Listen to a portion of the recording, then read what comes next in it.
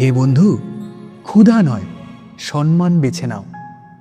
এখানে ক্ষুধা শুধু পেটের ক্ষুধা নয়, বরং জীবনের প্রতিটি অভাব, প্রয়োজন বা দুর্বলতার প্রতীক। মানুষ যখন খুব বেশি মরিয়া হয়ে পড়ে, তখন সে নিজের মান, সম্মান, যোগ্যতা ও ন্যায্য মূল্যকে সহজেই ত্যাগ করে ফেলে। আর সেই সুযোগটাই নেয় সমাজ। লেখাটি আমাদের শেখায় অসহায় অবস্থায় সিদ্ধান্ত নেওয়া খুবই বিপজ্জনক। কারণ তখন আমরা যা পাই তাই গ্রহণ করি, যা বলা হয় তাই মেনে নিই। চাকরির ক্ষেত্রে এমন মানুষ সহজেই কম বেতনে কাজ করতে রাজি হয়ে যায়, ফলে নিজের দক্ষতার মূল্য হারায়।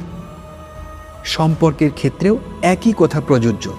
একাকিত্বের ভয়ে ভুল মানুষের পাশে থাকা, আত্মসম্মানের মৃত্যু ডেকে আনা। এই বার্তাটি আমাদের আত্মনির্ভরতার দিকে আহ্বান জানায়। নিজের জীবন এমনভাবে গড়ে তুলতে হবে যেন আমাদের কাছে সব সময় বিকল্প থাকে।